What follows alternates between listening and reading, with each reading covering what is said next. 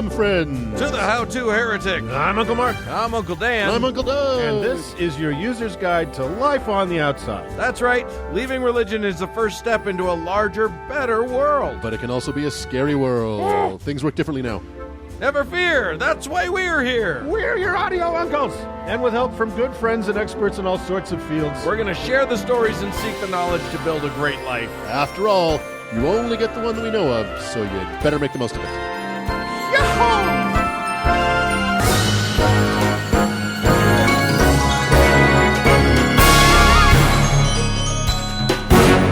Guys, I see you. I know. What?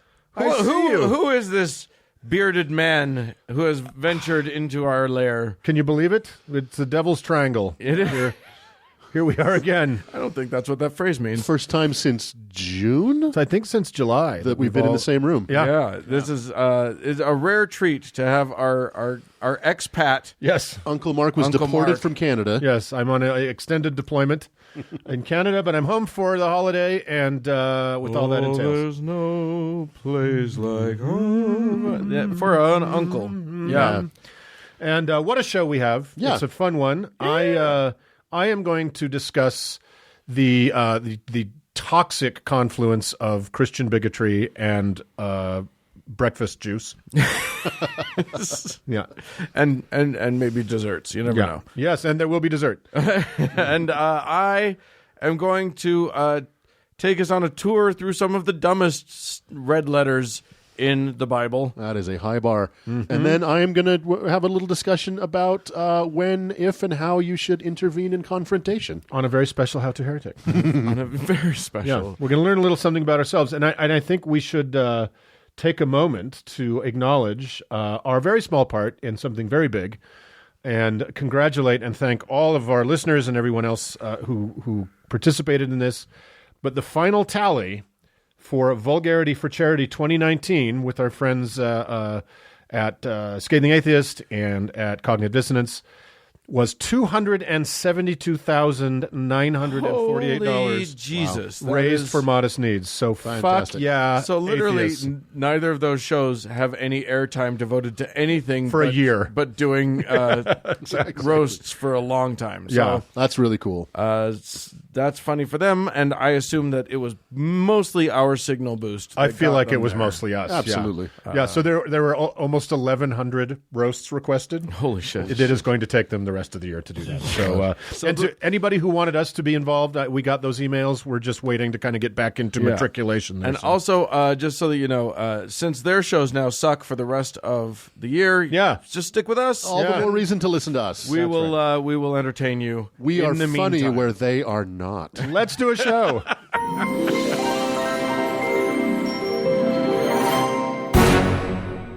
Uncle Dan. Hey, Uncle Doug. How are we doing? Oh man, it's been I'm thankful. Good. It was a thankful time. Yeah.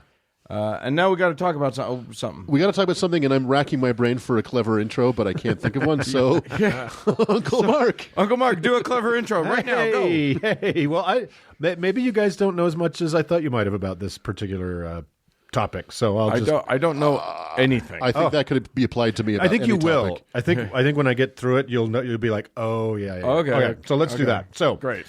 You know how our examination of every flavor and stink of religion generally has us talking about really awful people, and how stories about awful people very often end up being real bummers, like when Doug talked about the Mormon murders and stuff like that. Doug, You're welcome. Well, what if I told you I have a story about a truly awful person, but despite their awfulness, it's got a feel-good ending? Oh. And what if I told you there's also pie? Oh, How about that? I'm excited. How about that? Tis the season for pie. Yeah, and this was we should celebrate this anniversary with pie every year because it's kind of a wonderful thing. So I think you two would agree with me that in addition to its many crimes and sins, what we three really despise the most about religion is its constant assaults on the rights of non-believers or just anyone else living their own lives by their own dictates and having the unbelievable audacity not to live in accordance with the demands of some random Christian somewhere, right? Nope, for me it's just boring. Yeah. Well, the two of Doug and I hate that part. So Okay. But we live in Utah, so Two votes. Who's the real idiot here? So A perfect example of one such Christian busybody and moral scold was Miss Oklahoma in 1958, Oh.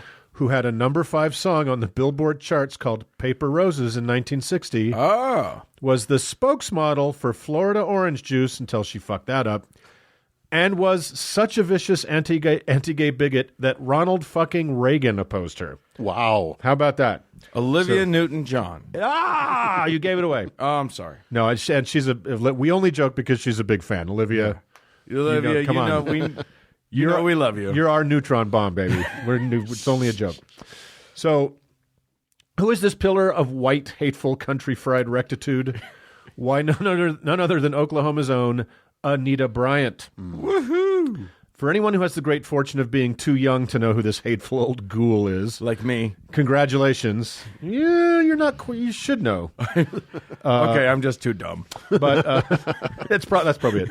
But to any of our listeners who are familiar with this 1953 white American suburb in human form, especially any of our older LGBTQ listeners, you likely remember this bouffanted witch as the devil, and you are right. So let's talk a little bit about her, Anita.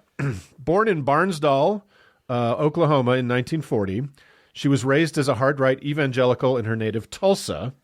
Her very religious grandfather encouraged her talent for singing, and she was soon entertaining Sunday services with her peppy versions of hymns and praises to white Jesus. Everybody loves a peppy hymn. And as I alluded, she built a little bit of celebrity as a beauty queen and parlayed that into minor stardom with her schmaltzy singing career, and turned that into major celebrity as an outspoken, hateful bigot. An outspoken bigot who gained quite the following, as an unjust universe would have it. And here's the kind of things she did with that celebrity. In 1977, Dade County, Florida passed a law making it illegal to discriminate against gay and lesbian people. You will notice I left out the BTQI parts of the familiar acronym because in 1978, even though society was taking baby steps toward protecting the L's and the G's, it's still a fuck of a long way from even thinking about protecting the B's, the T's, especially the T's, the Q's and the I's. Yeah. It still is on the eve of 2020. But anyway, yay, amazing Dade County, Florida in 1977. Yeah, that's pretty impressive. That is impressive. Pretty impressive. Yeah. So, and there was a time when Florida was something other than the insane, methed-out national brother-in-law. So, I mean, was it though? at least Dade County. Well, you can be methed out, and that can lead you to being okay with the gays. It's just a theory. Dan is saying that meth is the gateway drug to acceptance, everybody. So that you heard it here first. Get out there and try some meth. If you hate the gays, try some meth. Don't take drug advice from a podcast. Take any advice from this podcast. So she said of the Dade County ordinance at the time, Anita Bryant did, what these people really want, hidden behind obscure legal phrases, is the legal right to propose to our children that theirs is an acceptable alternate way of life. I will lead such a crusade to stop it as this country has not seen before. That's right, guys. The gays are going to prey on our children, Kennard. Of every homophobic Christian shitbag was Bryant's whole shtick. And just as a gay person, can I say, you keep your shitty kids. Yeah, exactly. Right? Exactly. They're your problem, not ours. What's amazing to me is that she wasn't even saying the gays are coming to fuck our children, or the gays are coming to convert our children. Yeah. All she said in that was the gays are coming to make our children believe that maybe they're not horrible, evil people. That they maybe have a right to live. So here she is. And that was what she objected to. Yeah, well, she's got more. Here she is again expounding on her qualifications to speak knowledgeably on human biology. As a mother, I know that homosexuals cannot biologically reproduce. Because motherhood qualifies you for Yes. that. And editor's note, actually, yes, we can. Absolutely We are can. completely capable of Right. reproducing. Therefore, they must recruit our children.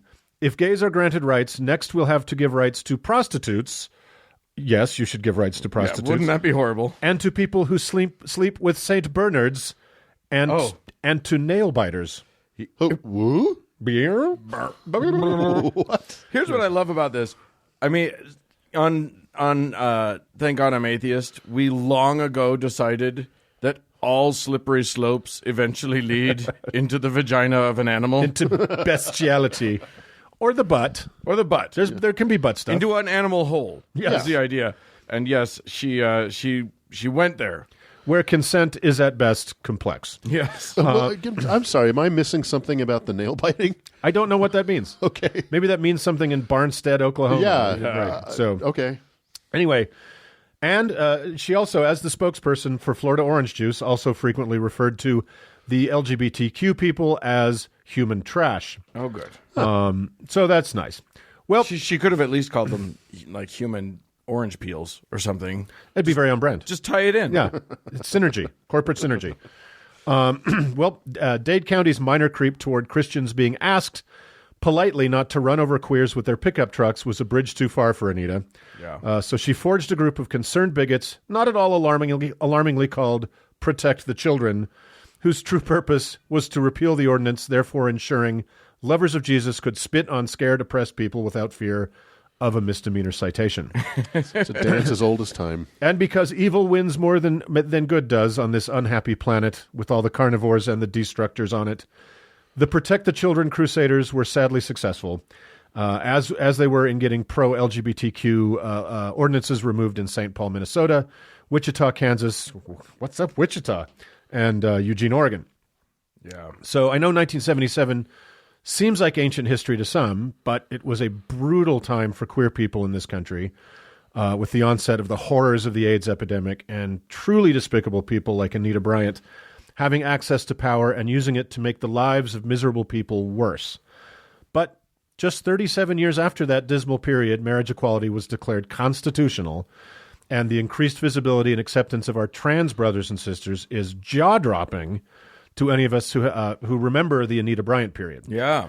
And in her stupid, vicious way, we have her to kind of thank for this progress, right? I'll tell you why. You see, actually decent people found her form of relentless, retrograde bigotry a bit much, and they came to see the very opposite of her venomous opinions as the decent way forward. What kind of people? People like Ronald fucking Reagan. Such a great friend to the gay community, he waited until nearly 30,000 of us were dead from the nightmarish epidemic of AIDS before he said a single word about it. Right. As you know, president. Statesman, I would say. He thought she was a bit much. Bryant agitated for and got a deeply anti-gay ballot initiative on the ballot in California, buoyed as she was by all her hateful victories around the country. And backed by Big Orange. Backed by Big Orange. And Big Orange was beginning to have their doubts, but we'll talk about that. So the so-called Briggs Initiative would have made it a crime to ever say anything positive about homosexuality or queer people in California public schools, or even to be queer in the school system, and that would be a fireable offense. How do you police that? You Christian kids. They police. Do you think Christian kids aren't policing schools? So does that mean that you can't say Leonardo da Vinci painted a good painting? Yeah. Yeah, I think as long as you say he wasn't a massive queer, then yeah. Sorry, we're breaking news here, guys. Right. Maybe it's too soon. Spoiler alert. You guys, sorry. I've outed Leonardo, and I didn't even ask him. President Jimmy Carter, Governor Jerry Brown, and President Gerald Ford all spoke in opposition to the Briggs Amendment, and so did Ronald Reagan, who was getting ready to run for president in 1980. Wow. But his reasoning was that kids angry about bad grades could accuse teachers of being gay, kicking off a sort of witch hunt where straight people, gasp, might get innocently caught up. Jesus. But a stop clock can still be right twice a day. So, thanks, Ronnie. The ballot measure... he's not wrong. He's not wrong. Yeah, it's actually true. But that was his only reason for it. The ballot measure went down in defeat, handing Bryant the first humiliation of her crusade. Gay-owned and gay-friendly businesses and people all over the country boycotted Florida orange juice as a result. It's hard to say how big an effect the boycott had on their decision, but by 1980, Florida orange juice had decided that Bryant had passed her expiration date, and she was let go. I did read an article that said that basically their market research had determined that Miss Oklahoma 1958 had limited market cachet in the go, go, go, greed is good ethos of 1980. Right. But the coincidence of her being let go was taken as an invigorating victory for the gay rights community, and it's become an important part of the narrative of the period. Huh. Yeah. So Her oranges had gone sour. they were not producing any juice. That was gross. I'm sorry. I liked it. Since 1980 was going to be an epically shit year for the richly deserving Bryant, she shocked her religious supporters and fellow crusaders by filing for divorce. What? They couldn't believe her hypocrisy. Remember, guys, when moral consistency in their leaders was something American Christians insisted on? And no. No, I don't remember that I don't at remember all. that in the slightest. I'm at 51. I barely do. So good times. Anyway, that was kind of it career-wise for Bryant. Decent people thought she was a hateful relic of an ugly past. And frothing right-wing Christians that used to worship her thought of her as a fallen woman and hypocrite. Too bad, so sad, Anita. But there's one more thing she's remembered for. Remember a minute ago when I said the failure of the Briggs Initiative in California was her first public humiliation? There was another. Oh, good. And it was really, really good. Ooh. You guys know I love art, right? Sure. And we all do. I love all kinds of art, paintings, lithography, sculpture. Yes. Walk around an intimidating Richard Serra steel piece if you can. It's glorious. And I love big ideas like Christo wrapping the Reichstag to reveal the rebirth of Germany from the ashes of the past, or Philippe Petit's breathtakingly beautiful guerrilla performance art piece of a high wire walk between the Twin Towers. That's hard to get out. It was harder to get out than it was hard for him to do. So, Yeah. all extraordinary. But maybe the greatest artist of the 20th century was the late Tom L. Higgins, who hit that Nazi witch Anita Bryant in the face with a pie at a news conference on October 14th, 1977. It was an absolute masterpiece. You can find the video of the incident online. It is, if you need to pick me up, it's so beautiful. I know we're not supposed to punch Nazis, but this is pieing. This, is that the same as punching? It's giving someone a pie, and that's a nice thing, right? It's free pie. It's a free pie. That is free pie. So I'll give Anita the tiniest credit for the joke she cracked in the moments afterwards, saying, at least it's a fruit pie. So there's that. Oh. See, gay people are fruits. Yeah, I'm trying to figure out if that's funny or if did she know that she was making a joke or did she? It's like when a Bond villain has a good joke. Yeah, You're like, okay. It's kind of impressed. What I don't want to be is as impressed as I kind of am. Yeah. If she came up with that like on the fly, I'm actually With her face completely covered in pie. Yes, she came up with that on the fly. wow. I'm still not going to like her. Yeah, fuck her. Okay, well, I think that's the wise choice. Yeah, fuck her.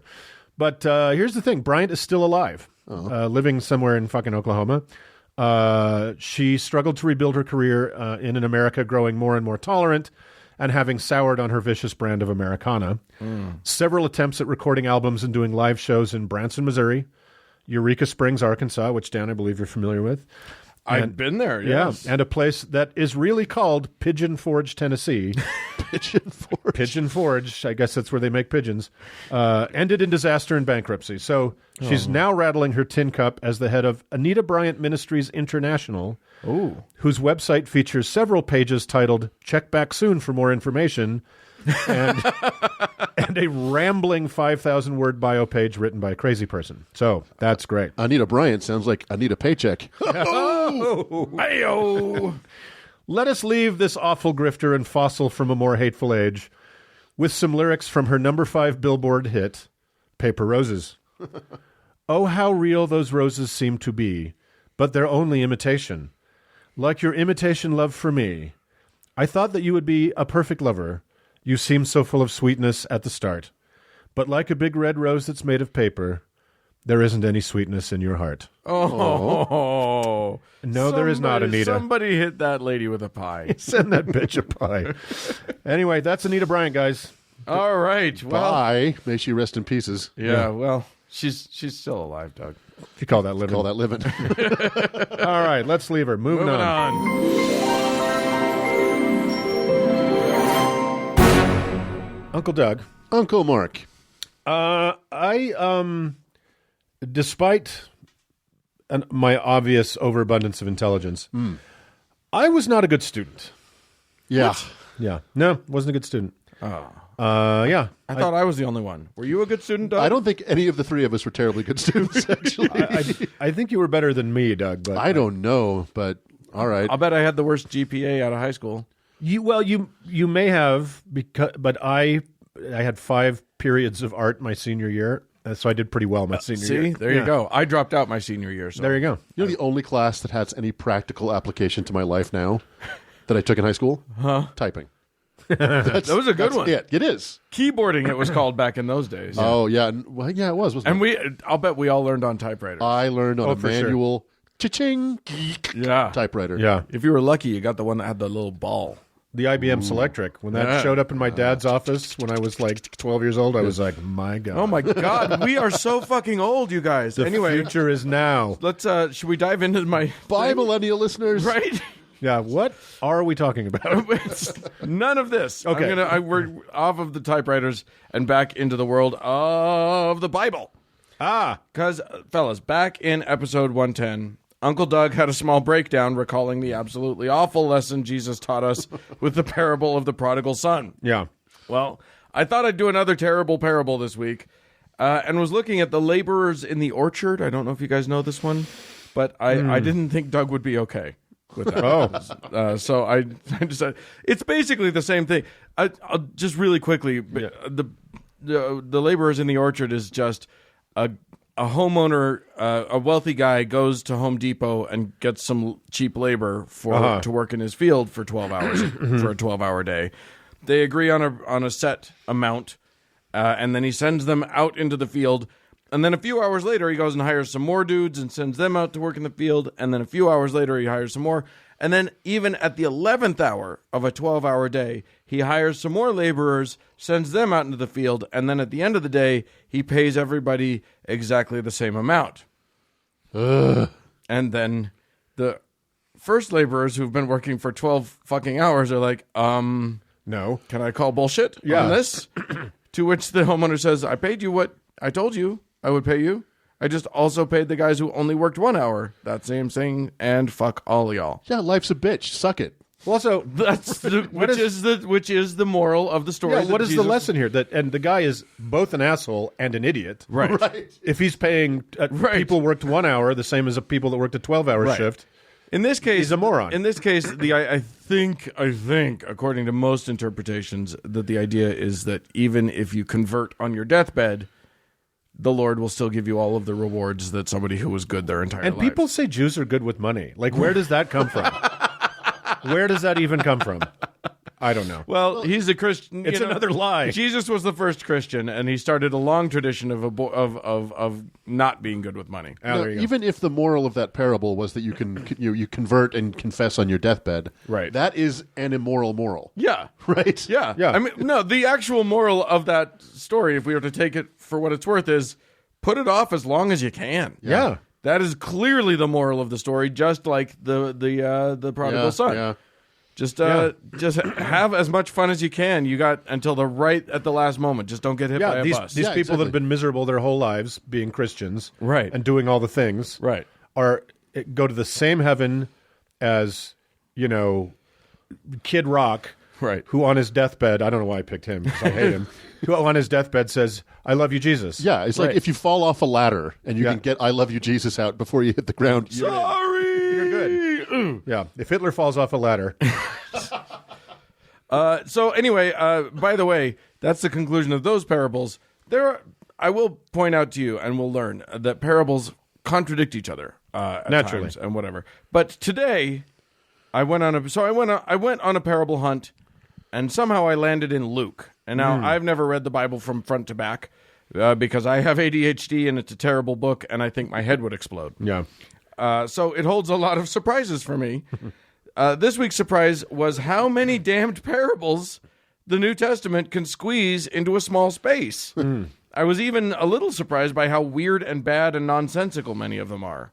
I shouldn't have been surprised by that because, I've read any of the Bible, yeah, but I was. yeah. Anyway, the problem was most of them are pretty short and they don't make any sense, and I didn't know how to present one of them here in a way that was right for our format. Right. So I did a quiz. Ah, It's yeah. a quiz for you guys to make you guys Get ready look like to sit idiots. through a quiz with 3 C students. That's right. It'll be entertaining. Why was there a confession about your grades at the beginning of this segment Hey, anyway? you know what? Because I knew a quiz was coming. It's okay. It's okay. Oh, seriously? You didn't understand that? He's a C student. Hey, back It off. takes a while to pick up on these things. Yeah. All right. So here are the rules. I'm going to read a bunch of bullshit, and you have to decide whether that bullshit came from the Bible. And be aware, I may have messed with it slightly to obscure familiar references. Or Okay, throw you to off protect scent. the innocent. Right, yeah. or whether I just made it the fuck up.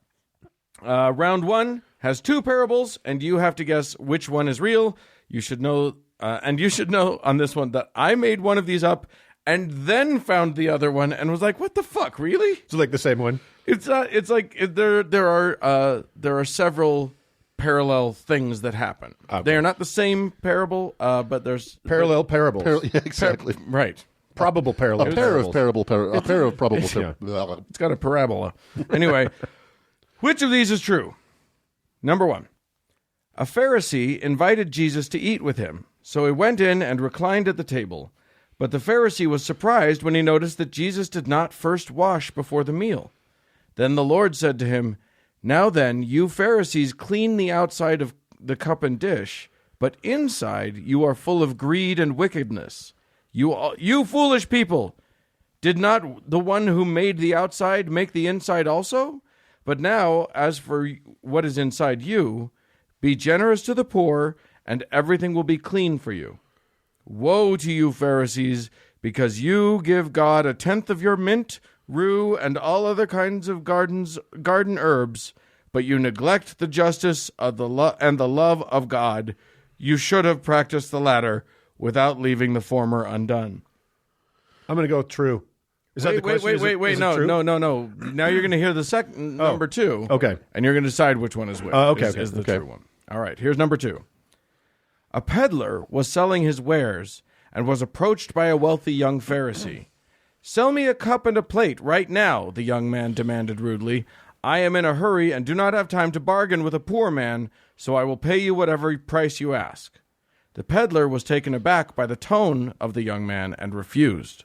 "No, I won't sell you these things, though you offer a fair price. I will not suffer that you should treat me this way." The Pharisee demanded again, saying, "You will sell me these things. I have guests and not enough to serve them all. You are wicked to deny me." Again the peddler refused. "Sell me the cup and plate," said the Pharisee, "or I'll call the authorities and they will destroy your wares and ruin your business. But if you sell to me, I will pay double your price." Then the peddler said to him, "I will sell to you, and take only my regular price for the sake of your guests." Okay. The theme is Pharisees and plates. The first one, I detected that. I think I'm not Doug. Okay, I think the first one is an actual parable and the second one's not. But the problem with the first one is it seems like there's an actual moral to it, and it makes sense, which is a strike against it. Mm-hmm. The second one, you said a young Pharisee? Yeah. That makes me suspicious. A wealthy young Pharisee. Wealthy young Pharisee makes me suspicious. I think the first one's true based on several things that I won't expound on here. You are correct. Yay! You are correct. The first one was from Luke chapter 11, verse 37 through 42. I thought it was 37 through 42. Yeah, I knew you would. I kind of figured you had a beat. Felt like it was kind of in the middle. Right. Yeah. So there you go. You're both right on that one. But that was just the warm-up. Our GPA is 4.0 right now. So we should far. stop now. Okay, this one is just true or false. Did I make it up, or did or is it biblical? Okay, Jesus drove a demon out of a man, but some people in the crowd said, "You drove that demon out using the power of a greater demon." Jesus said, "If Satan's demons were fighting against each other, then his power would be diminished. So this must not be the case. When a strong man, fully armed, guards his own house, his possessions are safe. But when someone stronger attacks and overpowers him, he takes away the armor in which the man trusted and divides up his plunder. When an impure spirit comes out of a person, it goes through arid places, seeking rest and does not find it. Then it says, 'I will return to the house I left.' When it arrives, it finds the house swept clean and put in order.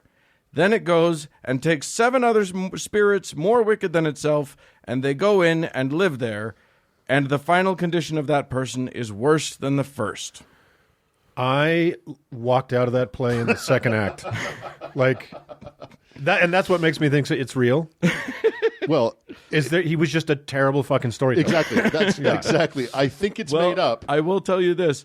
In mine, I tried to approximate terrible storytelling. Yeah. All of the ones that I tried to do. Yeah. Yeah. So I And I put literally zero pressure on myself to ever have an actual moral to any of the stories. Right, just so because that there you- aren't any. I feel like it's made up, but its incoherence and lack of any kind of structure definitely makes me think it might be No, true. it's a good decoy if it's a decoy. I'm going to stick with false. Okay, so we got 1 true, 1 false. yeah. Luke! That one was Luke. Chapter 11, verses 14 through 26. The part that I skipped, by the way, and I did reword some of the beginning of it, but the last parts that I read were all directly from the New International Version. And the one part that I skipped because it would give it away was, whoever is not with me is against me, and whoever does not gather with me scatters. Right. Which is familiar to a lot of people, but also Right. doesn't make any sense and is crazy. So what is the moral of that fucking parable? If you guard your house but then leave for a while, 7 guys will come in, clean it. I know there was And then leave. there was a whole scene about sweeping. Well, and I also skipped the part about the fact that the greater demon that they accused him of using to drive out the demon Forgot in about the first demon. Yeah. was Beelzebub or Beelzebul. Yeah, how did a cool story about a demon end with sweeping? Right. Like garbage. It's so It's garbage. confusing. It's garbage and therefore true. I just kept reading these and going, wait, what? Huh? Yeah. Half of these, and that's the thing about Jesus's parables, right? They're either painfully obvious, Right. Like Yeah. for instance, I did look at the parable of the Good Samaritan, Yeah. but it's literally just the most obvious thing in the world. Who's the nice guy in this story? Right. The one that helped. That helped the guy who'd been burgled and beat the shit out of. Right. Yeah. So, wow, Jesus, you nailed that one. That's a head scratcher. All right. We got another which is true. One of these is mine. One of these is the Bible. All right. Here we go. Number 1. When Jesus brought them out of that town, one of the company said to him, Rabbi, we have followed you for many miles, but there is little to eat, and we are tired. Jesus answered, There was a man brought before a magistrate for stealing the fruit of his neighbor's garden. Can you imagine when you're hungry and Yeah. this is what you're like, oh fuck, really? Yeah, another fucking story. Oh, this guy. Okay. The man was brought before a magistrate for stealing the fruit of his neighbor's garden. The magistrate looked upon him, saying, Why have you stolen from your neighbor? The man answered, I have no food, and am very hungry. The magistrate frowned at this, and said to the man's neighbor, Is there not enough that you might share? But the neighbor was angry, and said, Why must I give that I have wrought of my own labor? Is it not mine, though there is abundance? The magistrate thought on this, and said, Let him labor for you in your garden, for as we labor, so shall we eat. It is thus with the kingdom of the Father. Okay.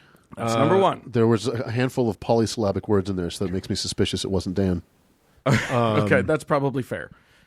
Yeah. I think it may be true because it sounds like it's probably the origin of charities making you hear a fucking sermon before you can eat. Right? Okay, here's number 2. All right. Someone in the crowd said to him, Teacher, tell my brother to divide the inheritance with me. And he told them this parable. The ground of a certain rich man yielded an abundant harvest. He thought to himself, What shall I do? I have no place to store my crops. Then he said, This is what I'll do. I will tear down my barns and build bigger ones, and there I will store my surplus grain. And I'll say to myself, You have plenty of grain laid up for many years. Take life easy. But God said to him, You fool! This very night your life will be demanded of you. Then who will get what you have prepared for yourself?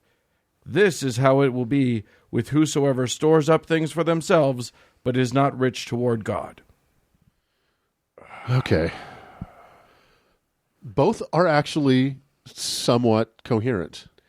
Yeah. Is he tricking us? The second one had a fairly consistent narrative arc through the entire thing, making me think it's probably not real.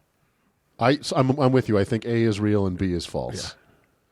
Both wrong. B is from Luke. Really? Luke chapter 12, verse 16 through 21. I did skip the part where the man says to himself, You have plenty of grain laid up for many years. Take life easy. Eat, drink, and be merry. That would have given it away. Yeah. Yeah.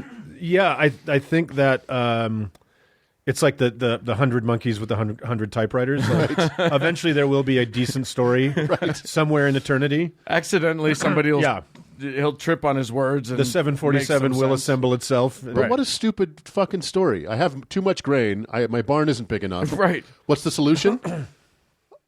A bigger barn. I'll make a bigger barn, Okay. and then God's like, "Psych, you're dead. Now who's it for, asshole?" Well, that's the vanity of having a bigger barn. Yeah, Of- exactly. Of harvests. Yeah. The vanity of harvest. The vanity of wanting to not starve to death in the future. And of feeling good that you actually have more than you need, and hooray for that. Right. Yeah. Okay. Here we go. This one I'm calling the lightning round. We're going to do fairly quick ones. Okay. And it's just a yes or no on all of them. Here we Okay. go. He said to the crowd, it starts with the word he said to the crowd, "When you see a cloud rising in the west, immediately you say it's going to rain, and it does. And when the south wind blows, you say it's going to be hot, and it does. Hypocrites! You know how to interpret the appearance of the earth and sky. How is it that you don't know how to interpret this present time? Why don't you judge for yourselves what is right? As you are going with your adversary to the magistrate, try hard to be reconciled on the way, or your adversary may drag you off to the judge, and the judge turn you over to the officer, and the officer throw you into the prison. I tell you, you will not get out until you have paid the last penny." Oh, these are the short ones, huh? Yeah. This is, I did like the explanation of the judicial system in there. Right? Yeah. So I think it's real. I'm going false. It's real. It was incoherent, Doug. Damn it. Yeah. Okay, here's number 2. But he looked to them and said, "Behold, which of you will dwell in the room when the Son of Man sits on his throne? I say to you that every shepherd cares for his sheep, and a goatherd for his goats. But though he is vigilant, does he not also eat of his flock, and wear the wool thereof? Who, therefore, is safe?" I'm going. See, I think the shepherd's a trick. I'm going false. I think you throw a shepherd in there, it's going to get you some Bible authenticity. Right. I think it's false. Dan, chapter 3. That's an Uncle Dan right there. All right. Nah, the shepherd was too easy. I didn't get you on that one. We'll Yeah. see. Then he told this parable. A man had a fig tree growing in his vineyard, and went to look for fruit on it, but did not find any. So he said to the man who took care of the vineyard, "For 3 years now I've been coming to look for fruit on this fig tree, and haven't found any. Cut it down. Why should we use up the soil?" "Sir," the man replied, "leave it alone for 1 more year, and I'll dig around it and fertilize it. If it bears fruit next year, fine. If not, then cut it down." It's like a garden show. Like what's the point of this whole story? Why haven't you been putting fertilizer around your fucking tree for the last 3 years? Yeah, why are you mad at the guy who... Damn idiot. I think fig tree kind of smells like shepherd. Yeah. Are you going false? Going false. I'm going to go true. Just to differ with you. Yeah. Luke chapter 13. We're at a dead heat now. All right, here we go. One more in the lightning round. Is this the tiebreaker? This is the lightning round. I haven't been keeping track of who's ahead. We're tied. Oh, believe me, I have. Okay, then Jesus asked, "What is the kingdom of God like? What shall I compare it to? It is like a mustard seed, which a man took and planted in his garden. It grew and became a tree, and the birds perched in its branches." Again he asked, "What shall I compare the kingdom of God to? It is like yeast that a woman took and mixed into about 60 pounds of flour until it worked all through the dough." It's too dumb for Dan. It's too dumb. I can't even take it seriously. It's really dumb, but I'm going to go with true. Yeah, me too. It is true. I don't think I could write something that idiotic. Like, That's exactly what I thought. does a Why mustard does seed he- grow into a tree? Well, I guess. I don't Like, know. mustard is not a tree, is it? It's a little bush. I It's a think. condiment. It's like fucking morons. Beautiful on bratwurst. The idea of a parable is to take a complex idea and to make it simpler to understand. Right. Right, you Or- don't take or a give simple you- to understand idea and make it dizzyingly, narratively complex with footnotes and addenda Right. to simple. Wait. Let me try something on you. All right. Imagine yeast in about 60 pounds of flour. I do it all the time. Ta-da! Yeah. God. There you go. Right? It's a All right. transformative thing. All right. We're going to do one more. We're going to do one more, and this is a which is true. All right. All right. A or B? Okay. All right. Number 1. Then Jesus went through the town. Oh, and by the way, I've juxtaposed, so we'll see. Then Jesus went through the towns and villages, teaching as he made his way to Jerusalem. Someone asked him, "Lord, are only a few people going to be saved?" He said to them, "Make every effort to enter through the narrow door, because many, I tell you, will try to enter and will not be able to. Once the owner of the house gets up and closes the door, you will stand outside knocking and pleading, 'Sir, open the door for us.' But he will answer, 'I don't know you or where you come from.' Then you will say, 'We ate and drank with you and taught in our streets.' But he will reply, 'I don't know you or where you came from. Away from me, all you evildoers.' There will be weeping there and gnashing of teeth when you see Abraham, Isaac, and Jacob, and all the prophets in the kingdom of God, but you yourselves thrown out. People will come from the east, west, north, and south, and will take their places at the feet in the kingdom of God. Indeed, there are those who at last will be first, and first who will be last." That's a true. Okay, I'm back. Or, then Jesus said to them, "Suppose you have a friend, and you go to him at midnight and say, 'Friend, lend me 3 loaves of bread. A friend of mine on a journey has come to me, and I have no food to offer him.' That's a booty call right there. And suppose the one inside answers, 'Don't bother me. The door is already locked, and my children and I are in bed. I can't get up and give you anything.' I tell you, even though he will not get up and give you the bread because of friendship, yet because of your shameless audacity, he will surely get up and give you as much as you need. For everyone who asks receives, and to the one who knocks the door will be opened." I'm going to go true, false. Yeah, I'm going to go true, The false. first one, either Dan really peppered in the biblical, language. all the spice. Yeah, exactly. That's my final answer. True, false. All right. The answer? True, false. I think so too. Both true. Really? Both of those are actually in Luke. One of them says once the door is closed, God won't open it, and the other one says once the door is closed, God will. All you have to do is be persistently annoying, and God will open. Shameless audacity is apparently the key to heaven. Oh my God. Well, then Christians are doing it right. Keep annoyingly knocking. And they're going to heaven. Literally, that parable just says keep annoying God until he lets you in. Yeah, because God seems to be a really easily annoyed He character. seems to be very forgiving about it. Right. About most things. So, Yeah. gosh. Wow. So there you have it, boys. I think we've all learned some valuable lessons. And no wonder I was so terrible in school. Yeah. Yeah. My record is unbroken. Yeah, I have learned literally nothing except that the Bible doesn't seem to know what mustard is. and there you have it. All right, well, you're welcome. Yeah, well, thanks. Yeah, thanks for that. And let's move on. Let's move on. Moving on. Let's collect our cash and prizes.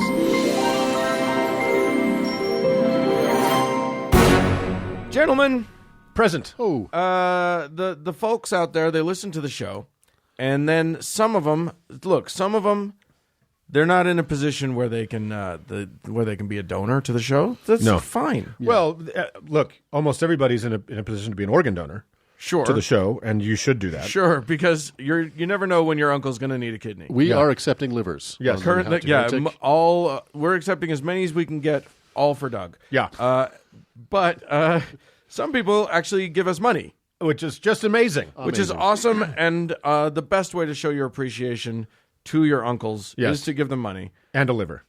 So we have some folks to thank, and I would like to thank them now. Thanks so much to Catherine, David, Sam, and Uncle Mark. Yeah. You got a job to do, buddy. Boy. And that job is to give a heaven to Nicolette. Well, it's not really a job, Dan. It's a privilege. It's both. Yes, it's a job and a privilege. And Nicolette, you are in for a treat. Woohoo! Because in a time long from now, when you shuffle off your mortal coil, your generosity to your uncles at the How To Heretic will earn you a place in Trestlemania Infinity. That's right, Nicolette. Whether you like it or not, I don't think that means anything. For no reason you can discern, you have been sent to an endless guitar-soloed, pyrotechnic, high-octane, in-your-fucking-face celebration of the biggest, the baddest, the longest, and the raddest celebrity railway trestle bridges from across the ages. Oh, hell yeah. Oh, yeah. Let's get ready to level out uneven terrain while supporting tremendous live loads. Let me tell you, brother. Wah, wah, wah. So, as we all know, Nicolette, a trestle is a rigid frame used as a support. A trestle bridge is a bridge composed of a number of short spans supported by such frames. Each supporting frame, interestingly, is called a bent. Timber and iron trestles, i.e. bridges, were extensively used in the 19th century, the former making up for anywhere from 1 to 3% of the average of the total railroad's length. Now, many timber trestles were built in the 19th century and early 20th centuries with the expectation that they would be temporary. Timber trestles were used to get the railroad to its destination. Once the railroad was running, it was used to transport the material to replace the trestles with more permanent works. But you already know all this. Yeah, I mean, you're spouting fourth grade shit right now. We're not talking about just any boring old trestle. This heaven is a 24/7, 3/6 infinite rager to celebrate the giants of the field. Giants like the Beast of the Blue Ridge, the Kinzua Creek Valley Bridge in Pennsylvania. Oh, that's a gorgeous Fantastic. Oh my God, but look over there. Boom! When the smoke clears and the lasers start to dance, it's the Goliath of the Gulf, Galveston's mighty interurban trestle. That's literally written there, Doug. Thank you for doing that. I'm just going to say, is that one the heel? Which one's the face? So it's a lot to take in, I know, Nicolette. The music, the light show, the screaming fans, all with handmade posters of their favorites. But don't feel too overwhelmed in the presence of such pageantry and such bridge-related celebrity. You've got plenty of time to take it all in. You have all the time, Nicolette. All of it. And this party is just getting started, girl. Holy shit, they didn't, but oh my God, they did. They bought the big bridge from Lethbridge, Alberta's colossal high-level bridge. What?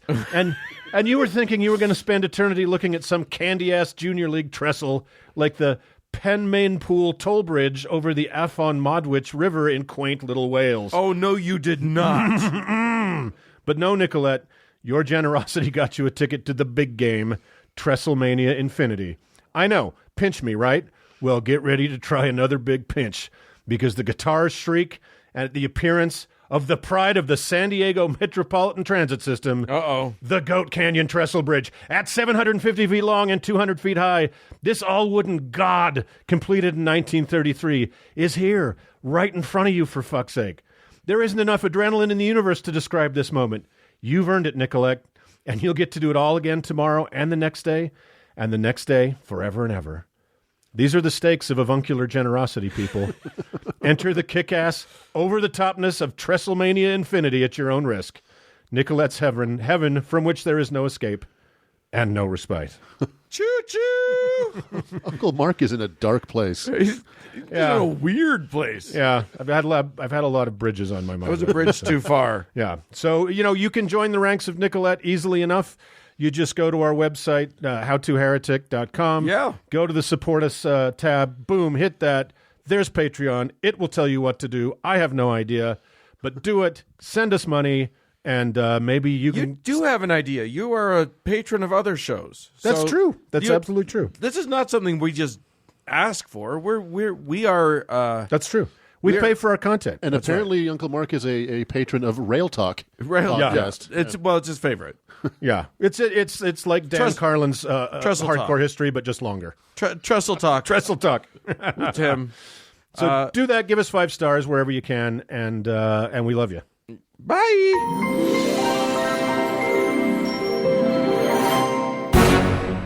Uncle Dan, I'm going to stop you right there. Yeah, stop it. I'm going to stop you right there. Hey, back off. Spread out. Listen. Hey, you two. Listen. Don't you two get into this. You know what? I want to step between you guys and just let's see if we can work something out here. Fuck. Uncle Doug, would you like to say anything before we move on? I would like to say... I'm going to stop you right there. Uncle Mark, I forgive you. Well, I don't know And for what, but that's awesome. let's move on. Yeah. Well, I thought today, it being the fact that it's Thanksgiving weekend as we're recording, and we could talk a little bit about, well, let me put it this way. Last week in our fair state, down in Utah County, in a school called Deerfield Elementary School in a town that I had not even heard of called Cedar Hills, which is like a suburb of Alpine for those local listeners. Does Alpine have its own suburbs now? Even Pluto has a moon. So it's about 40 minutes south from where we were sitting. A substitute teacher asked her students for what they were thankful for. Most said things like turkey and mashed potatoes, the family dog, or getting a couple days off school, which is obvious and cute. Yeah. However, one boy, having very powerful reasons to be thankful, said, "I am thankful that I'm finally going to be adopted by my two dads." You see, this 11-year-old boy Melts my heart. Here's the thing. The fact that you're telling me this story means I know it's going to go badly, but right now I'm just going to enjoy that that's adorable. I'm going to make you feel really bad and then really good about this story. Oh, okay, good. So thank God. Yeah, because if it ended before the next thing... This is an emotional roller coaster. I can't handle it. This 11-year-old boy was in the final stages of being adopted by a lovely gay couple. He had been down this road twice before with other families, but for unknown reasons, the adoption didn't pan out. So, yes, very sad, very cute. Can you take adopted kids back? I'll just leave them by the side of the road. Yeah, That's what I do. with the others. But he was now mere days from being, fully and finally adopted by this couple. Oh, God bless. And so, yeah, very happy occasion. What was the substitute teacher's response to what in all possible universes is good and heartwarming news? She said, quote, "Why on earth would you be happy about that?" She went on, "Homosexuality is wrong, and two men living together is sin. That's nothing to be thankful for." Was the substitute teacher named Anita Bryant? Exactly. Holy Jesus, that is some. First of all, that is straight balls to say to a bunch of children, Right. And when at your job, like. You got to have. I guess she's a substitute teacher. And again, the casual cruelty of Christians. Yeah, right? exactly. To not think how unbelievably emotionally violent that is. Yeah, it is literally to a child. just traumatizing. Like his life is about to change.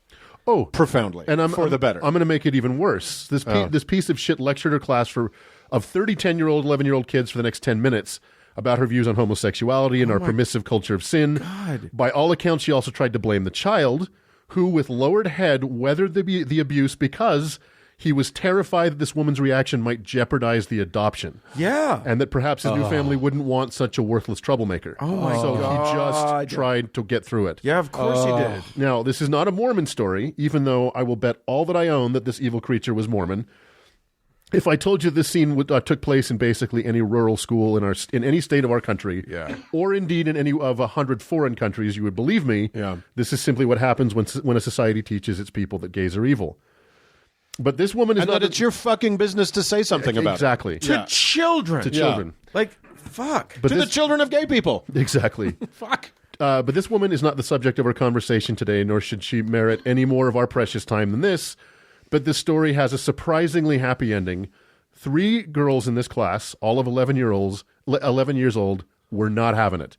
They vociferously objected in the moment to the substitute teacher's abuse, and when she didn't stop, the 3 of them marched their asses up to the principal's office and brought the principal back to the room. Holy shit. Yeah, very, very cool. Yeah. And the principal dragged her ass off of campus and fired her there, right then and there. Damn. So there is a good and happy ending. Yeah, and if you guys don't know anything about Utah County, it's kind of Mordor.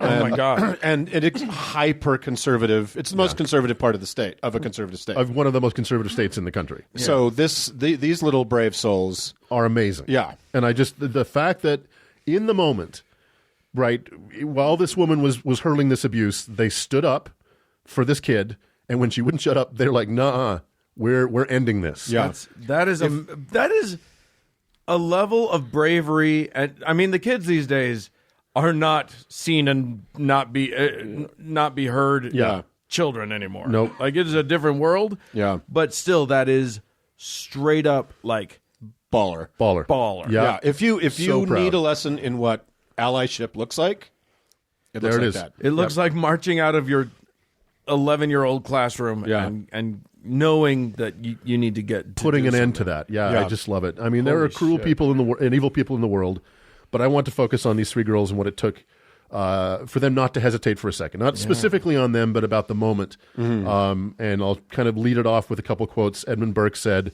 "The only thing necessary for the triumph of evil is for good men to do nothing." And Or good little girls. Yeah, exactly. Yeah. Yes, good little girls. He said men. W.B. Yeats said about the end of the world that, quote, "The best lack all conviction while the worst are full of passionate intensity." And we seem to be living in that world right now. Yeah. Back in episode 53, we discussed how to confront people who were pushing their religion or religious views in public or in workspaces, stuff like that. But today I want to have a discussion about how and when to step in if people are being abusive. Basically, when and if you should intervene in a confrontation. Right. Yeah. So my YouTube and Twitter feed is basically just a laundry list of people being shitty to other people. Right. Mostly white people calling the police on black people for barbecuing, delivering packages, driving, being in their house, or, existing while black. Watching television in their house by themselves. But we've also seen other white people being shitty to Muslims on buses, or white people being shitty to Asians in a grocery store, et cetera, et cetera, et cetera. It's not always white people, but I couldn't find any examples of another one. We are not going to not all white people this thing. Exactly. Fuck you, it is all white people. Oh, man. It seems more and more that the worst among us are emboldened by the likes of Donald Trump, Boris Johnson, Erdogan in Turkey, Vladimir Putin, et cetera, et cetera. Right. So I just want to have a discussion about, we are all probably going to be witness to some kind of abuse or some shitheel doing something shitty in the next few years of our lives.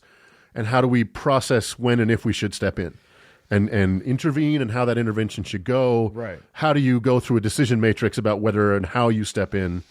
So, Because this is, look, the truth is, not all white people are shitbags. No.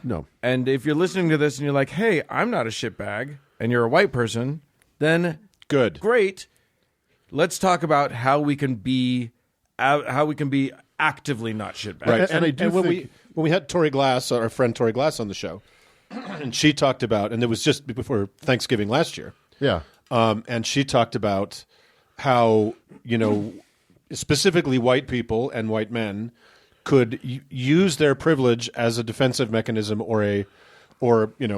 could cash in some of that privilege in moments like a terrible Thanksgiving where racist shit is going down. Right. And rather than trying to cool off Uncle Joe, you go at him. Yeah. You challenge him on that sort of thing and protect people, vulnerable types who might be in the room.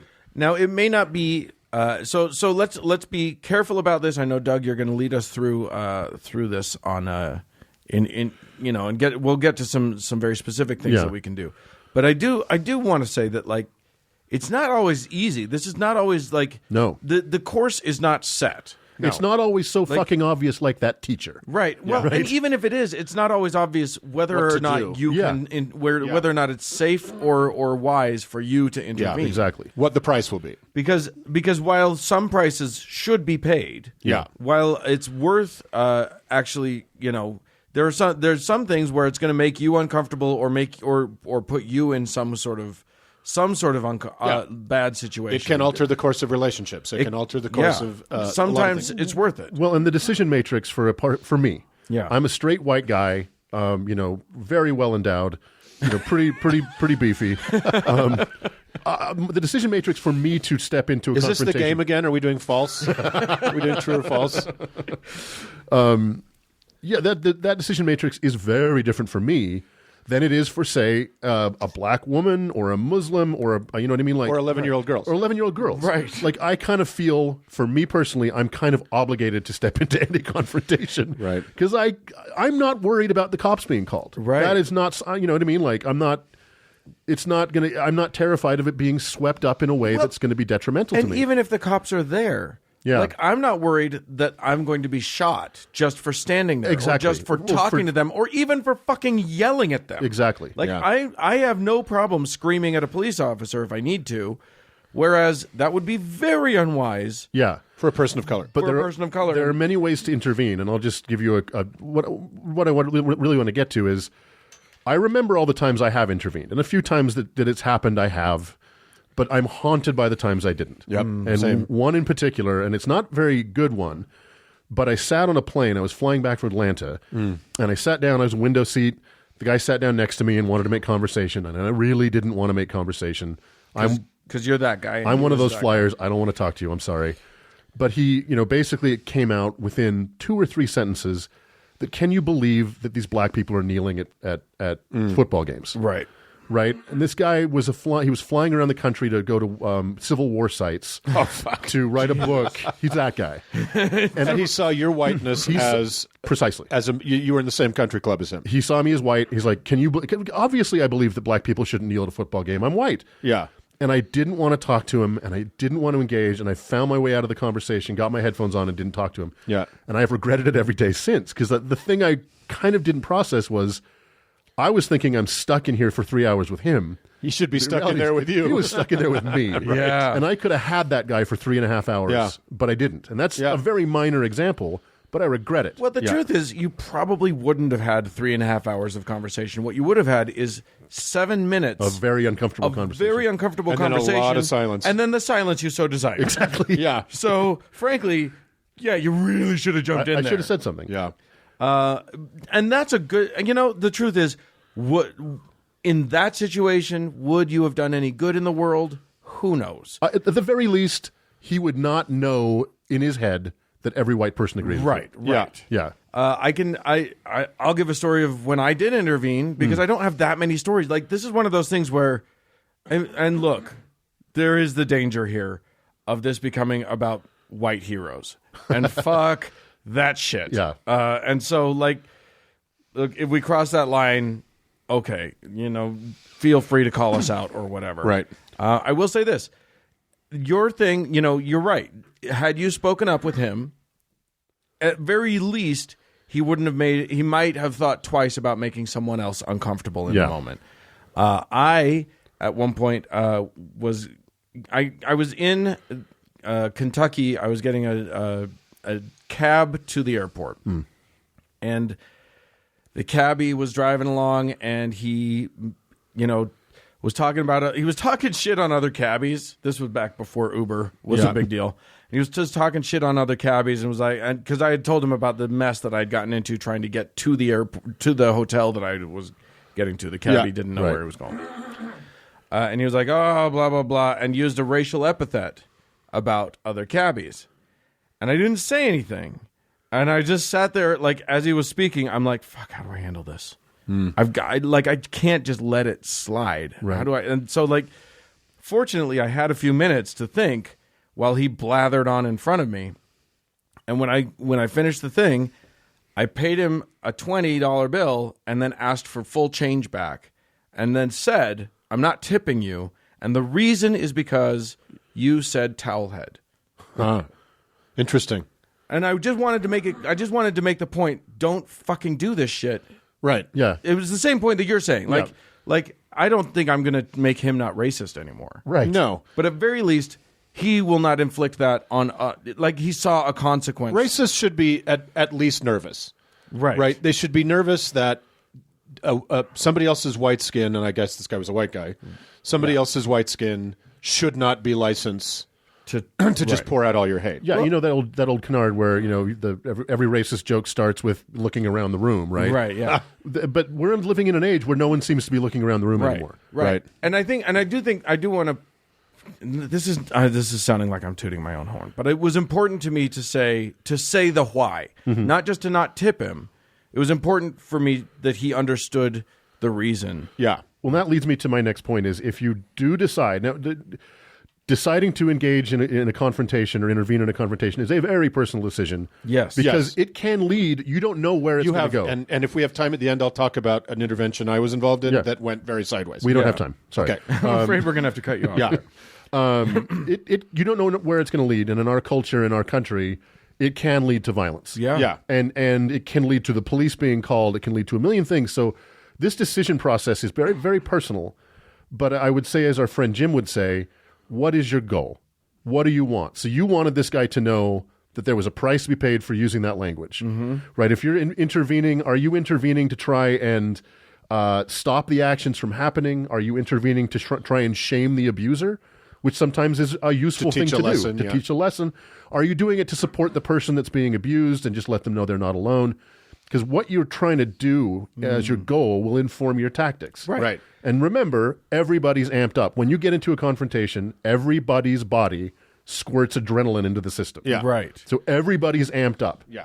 So are you if you're trying to diffuse the situation, swearing or yelling. Do you go in hot? Do you go in hot? super cold? Yeah, exactly. Are you the rational one? And I that's think trying- that's an important distinction, because if what you're trying to do is make the person sitting next to you feel less shitty, Yeah. maybe screaming and yelling and starting a fight in that situation won't make the person sitting next to you feel less shitty. It might actually make them feel more shitty. So there may be an opportunity for you to say, I'm not okay with how you're talking. Let's change the subject. Yep. Or I don't agree with that. I think that's a terrible way to be, but I don't want to keep going with it because I think that, blah, blah, blah. You do need to consider what your goal is. Yeah. Before you just launch. Are you trying to de-escalate? Right. And there's other passive ways of intervening. Right. You could record it. You could be one of those that just gets out your camera and makes sure that there's a record of this. Right. Yeah. You could. If somebody's yelling at someone, if a cop is doing something, it's a bad idea for you to intervene with a cop, but it's a good idea for you to whip out your phone and start exactly. And you can, for instance, if it's a person of color that's being abused, which is very often the case, if cops are called, stay. That's right. Yeah. Be there when the cops get there. So it's not just the two people. Right. The white guy and the black guy in this confrontation. The MAGA motherfucker and some poor kid. You're a witness and say, hey, I saw this. No, that's not how it went down. I witnessed this whole thing. Exactly. Yeah. So there's a whole panoply of things you can do to engage, and and it's just having been through this, as we all have, we've all witnessed shitty behavior. There is a real fear and terror that exists there because you don't know where it's going to go. Well, and there may be moments when it's not worth engaging the other person. If you're walking down the street, and your gay friend is with you, and someone yells "fag," it may not be worth it to get into a fight with that person. Yeah. But you could be there to comfort your friend or whatever. Like it's hard to know what the right thing is. You have to judge that for yourself. But there's a lot. I mean, you can yell asshole back, but sometimes helping a person walk away is also an intervention. Yeah. Let's just get away from here. Yeah. Let's go find a place where it's not full of assholes. Yeah. Well, let's hear your story of a Okay, so I was in my house, heard some screaming outside, and it was, there's different kinds of screaming, and this was bad screaming. Right. Because I live across from a park, and sometimes you hear children playing, so you get used to screaming. But anyway, this was bad screaming. So I go outside. There's my neighbor, this a woman about my age, and there is two white dudes. One of it, my memory swears he had a MAGA hat on, a red MAGA hat, and there were three black teenagers. And one of the black teenagers was on the ground. Oh, boy. And a lot of screaming was going on, and my neighbor was in between these two parties. So I go running across the street because I think they're going to get my neighbor's going to get hurt. Yeah. Right? And so I go running across the street. The guys, luckily, they see they don't know I'm a big old fag, but they see a white guy running across this man. Right. Running across the street. They took off across the park. So which guys? The white guys. The men who were clearly in the wrong here. Right. Okay. And they ran off across the park. I'm trying to get from my neighbor what's happened. And these kids were on the ground are Somali kids. There's a kind of a Muslim community center near me that go to this Somali Muslim community center. The girl was wearing a hijab. Right. Black kids. She's screaming on the ground. So my neighbor's trying to pick her up. I'm trying to figure out what's going on. My neighbor says that the white guy said, "We kill your types here. You're not welcome." And the girl got in their face, and he punched her in the mouth. So I'm trying to, make sure these kids are okay. So I said, well, I'm going to call the cops. So I called the cops, and the boy was like, please don't, please don't, please don't. Oh, man. And all of a sudden 911 picks up. And I'm like, and I'm like, I got to call you back. They're like, no, we're calling you back. And I hung up the phone. And my phone starts ringing. And the boy's like, they're teenagers. He's like, we've been drinking. Oh, boy. He's like, we don't want the cops. Please, we don't want the cops. And I'm like, fuck. So I'm like, do I chase the guys that did this through the park? and they were kind of long gone, and I said to these kids, I'm like, well, let me walk with you to wherever you're going, right? So that you don't feel under threat anymore. Right. And the girl's screaming and crying, and I'm just another fucking white guy. Right. Right? And so they're like, no, we don't want you. We don't want you.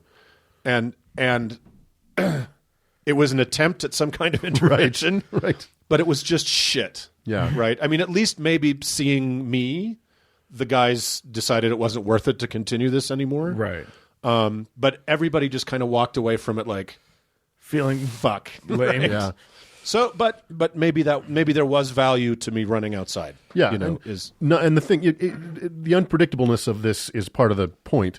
Yeah. Those 3 11-year-old girls didn't know how that was going to end. Right. Right. But they did, and it worked out very well. Yeah. But not every confrontation. In fact, I would venture to guess most end up with everybody feeling really shitty. Yeah. And nasty, and so Yeah. that has to be. I think that's one of the what your story points out is an interesting thing, which is that like we can't, in our zeal to try and be helpful and to try and parlay our privilege into something that can be used for someone else's benefit, we can be overzealous. Right. And can If the cops had come, I can't guarantee what would have happened to those 3 kids. yeah, Right. but maybe maybe the truth is that they might have been much more they probably would have been more interested in an assault than they would have in some underage drinking. You never Yeah. know. And very bad Musliming, if we're going to be honest. Right. And then their Muslim parents are going to come Yeah. and realize they've been drinking, and there's a whole nother sideways Yeah, fucking who knows? situation, right? Who knows? But the point is, if your help is unwanted,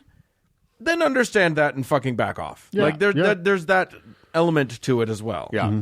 But yeah, it's none of this is easy. Yeah. But I think it is important that those of us who can commit to being helpful people in the world. And it's not just white men, because that's No. not what this is about. But It's not.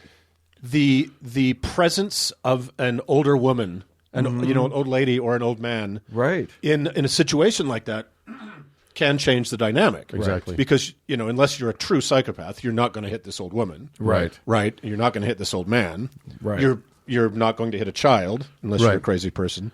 So anybody has the moral authority to do this sort of thing if the opportunity presents itself. Yeah. And you need to figure out sort of where your parameters are. And that's that's exactly right. So I've gone through the live shooter training with the local SWAT team. Oh yeah. It's a class. It's not like you do anything physical For your business. for my business, and then I teach that training to my business, the people in my business, like what do you do in case of a live shooter, active shooter, and the first thing you need to do is think about the fact that it can happen, Right. and internalize the fact that it could happen, Right. Yeah. So I think for us and our listeners, like, you watch all those YouTube clips.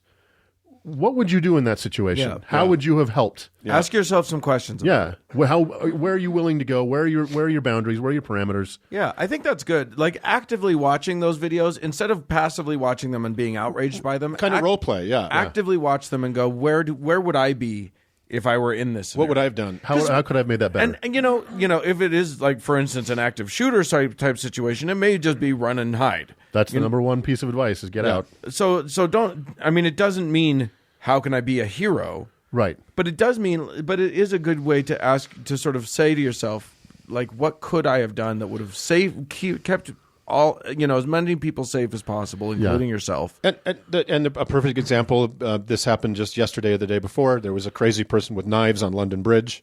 Yeah. And some people fucking stepped up. I hate to correct you, but it's Tower Bridge. It was a Tower Bridge? Yeah. Oh, okay. Was it? No, it wasn't the Tower Bridge. I think it was Tower London Bridge. Was pretty it? Yeah. Oh, well. I'm pretty sure. Well, I mean, I know that lots of people call the Exactly. Tower Bridge the London Bridge. Not the point of the story.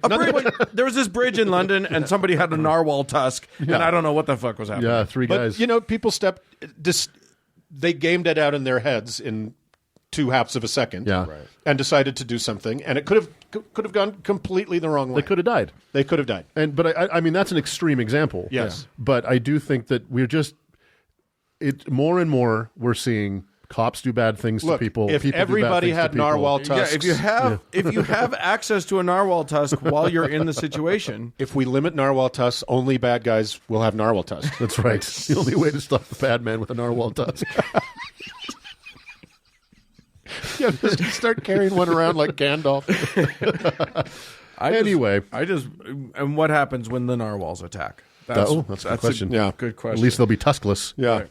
So that's kind of it. I just wanted to have a little discussion about the increasing number of shitty people and their Well, and the increasing number of phones to record them too. also that. Yeah. So be like an 11-year-old girl. Yeah.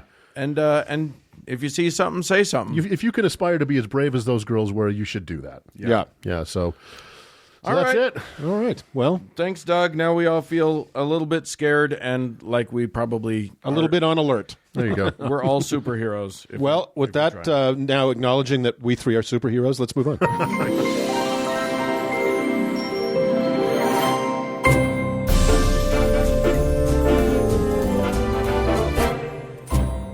Well, friends, that's it for this week's Barn Burner of a show. Well, we'd love to hear from you. If you know anything about trestles, send us an email at howto@howtoheretic.com. Or if you're a Nazi that loves orange juice, send us a voicemail about it at 903-88-HOW-TO, which is 903-884-6986, or yell at me at Twitter, on Twitter at HowToHeretic. And thanks to our awesome patrons. And thank you to the dearest Cody Layton for editing the show. And thanks to all of you for tuning in. Bye, friends.